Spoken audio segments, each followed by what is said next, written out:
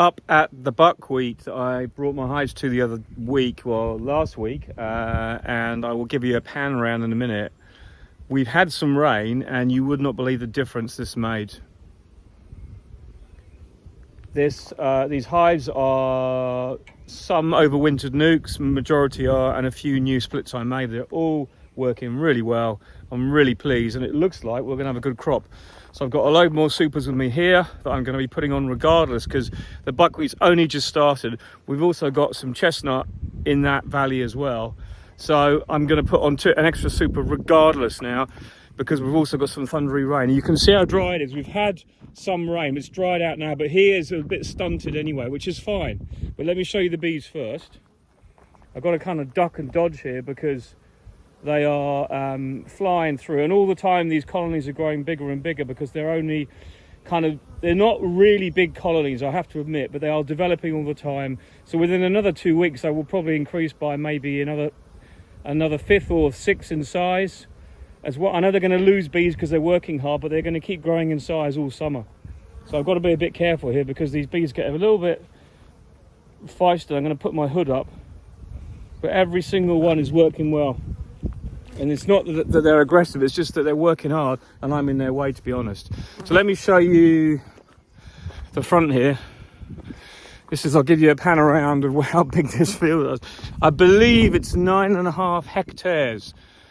So it's all the way from that house up there, all the way along the road, right up to the corner, then all the way down here.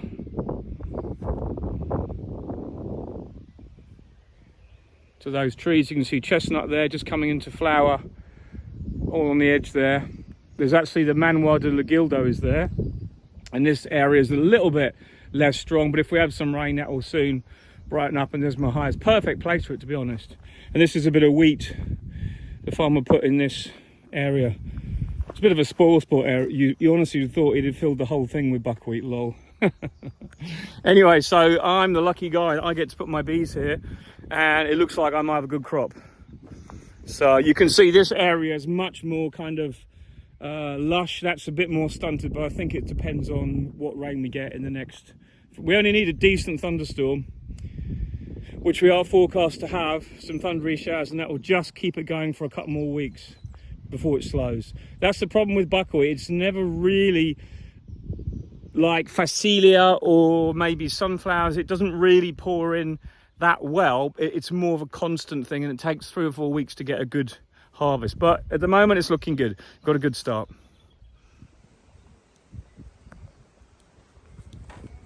So I'll just show you this. It's not like the bees are already well into this, so they're up in there putting honey in the super.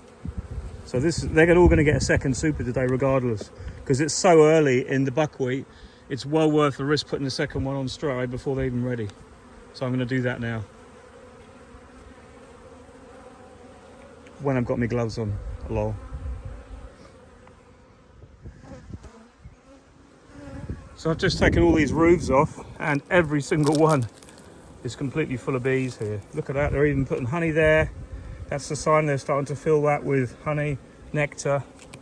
So all these are going to get a second super, which is unusual for me, because I don't usually add one in this kind of scenario till I'm happy that the first one is reasonably full. But this is the big but when you're dealing with large numbers, is we might get a thunderstorm that might make this area so wet I can't get to it, and it'll take days before it dries out enough, so I'll have to bring everything in by hand, which is a long way from up there or from over that way. The second reason is, when you're in a flow and you're just starting on the flow and it looks this good at the start, you can give your bees plenty of space, and it makes no real difference to the bees at all. Every super they're working, they're starting to feel okay. Some of them are only just in it. That one, they're all in it, every single one. They're up in the super doing their thing. That one's got a frame cover on, but they're all really full of bees.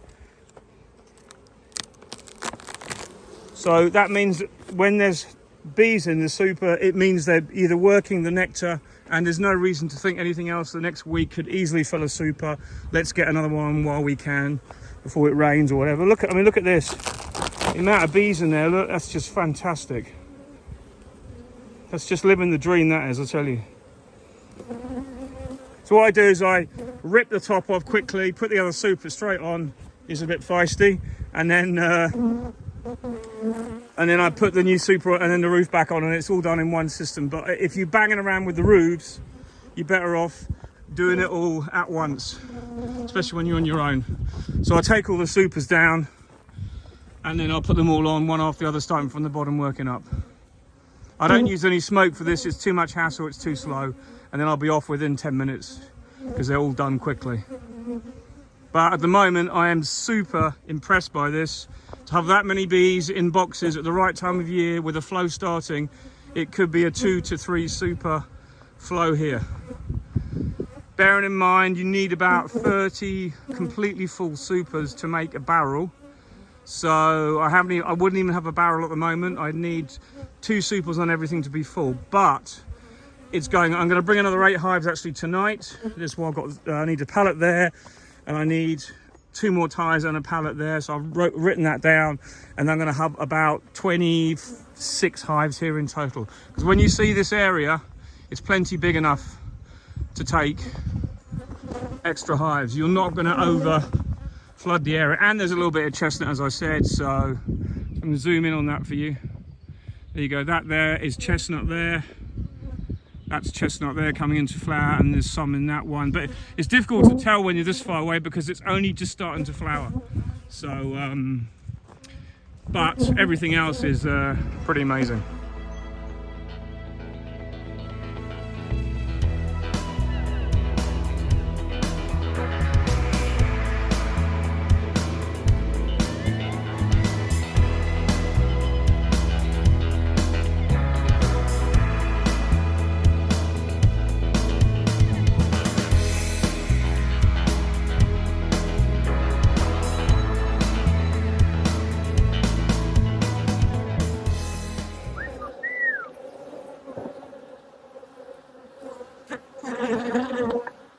That's the best way to add a honey super. Rip your polythene off, straight on before the bees have really got any time to give you any reaction.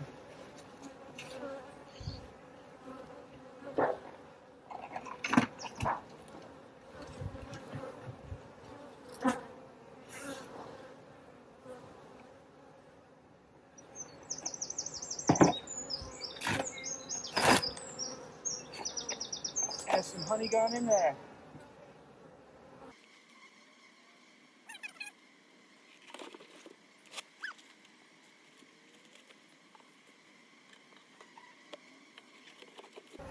Okay, one to go. And we're done. There's a few bees flying now.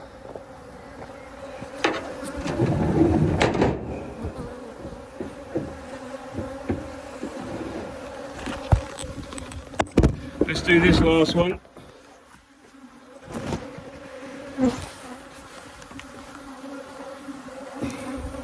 See if I can show you how I do it.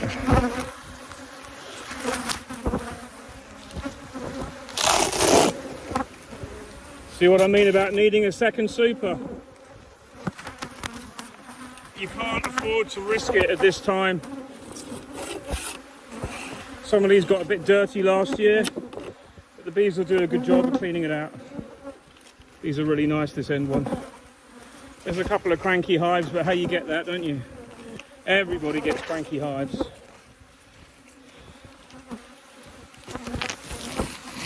Okay, we're done.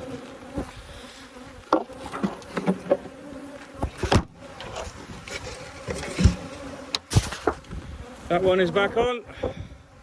Truck is empty. Used a lot of hives there, a lot of supers, sorry. So now I've given them all capacity. They're having a right old go at this phone, but and they're a bit cranky, I must admit, but hey ho. It is what it is. I should have used some smoke, but I'm absolutely fine. I'll be out of the way in 10 minutes. Gone, back onto the next lot. I've got to go back up and get some more material first though. So anyway, good fun. Let's see how this works out. Let's see how this we go on with this. I think that second hive in is the one that's causing all this. Anyway, there you go. Look at that buckwheat. Top. Let's hope we get a bit more rain. Back up to the buckwheat tonight to add more supers, which will add more hives. I brought another 8 hives with me. So they're going to be unloaded right now, but I just thought I'd take a quick video before we get dark. But I'll show you how tall the buckwheat has got. It's difficult to show you before. This is just the edge of it.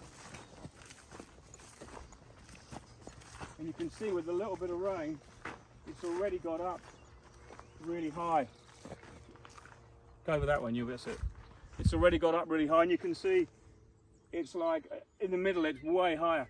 But I've just stood next to the buckwheat over here, and the smell coming off of the drying honey is so pungent. It's unbelievable.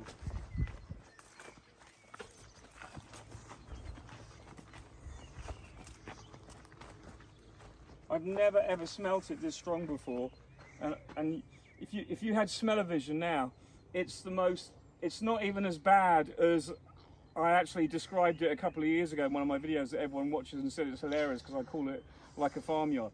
But the smell coming off the front of the hive, these bees are fanning and they're circulating the air in the hive, and it absolutely reeks of it. The whole line. I know this is a particularly strong one and it's really warm so they're out the front, but this is great to see. And if you come in, Thomas, you can actually hear the noise they're making. They are frantically trying to dry the honey.